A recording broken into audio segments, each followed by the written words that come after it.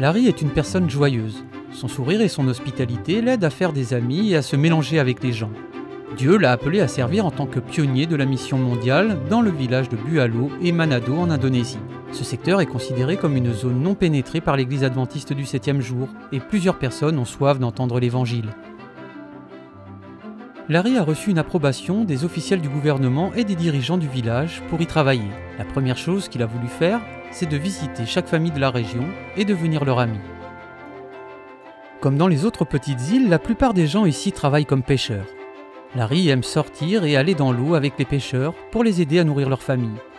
Il a découvert que c'est le moyen pour utiliser la méthode du ministère de Christ. Les gens l'acceptent dans leur vie de tous les jours.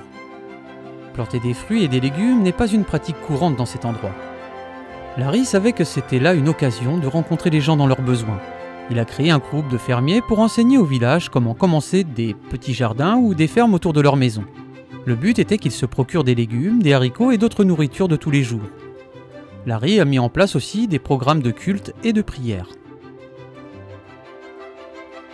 Mais le groupe de fermiers est une des méthodes d'évangélisation. Il a aussi aidé la communauté en distribuant à chacun des vêtements. Et ils furent très heureux.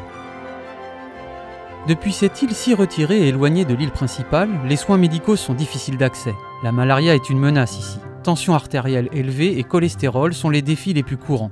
Larry permet d'accéder à des contrôles médicaux gratuits et à des traitements de santé de base, et ce pour l'ensemble de la population. Les gens sont si reconnaissants pour tout ce qu'il fait pour eux. Un jour, un membre du groupe de fermiers a été malade. C'est l'un de ceux qui participait régulièrement aux discussions lors des cultes, et dont l'intérêt grandissait pour le sabbat. Larry a pris soin de lui jusqu'à ce qu'il ait totalement recouvré la santé. La famille loue Dieu pour sa bonté. La famille a invité Larry à continuer ses visites pour prier et partager davantage sur la vérité, plus précisément sur le sabbat.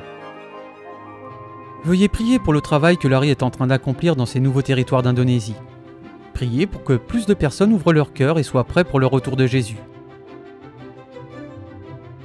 Merci de soutenir les efforts de la mission globale qui a envoyé des pionniers comme Larry dans ces zones non pénétrées du monde.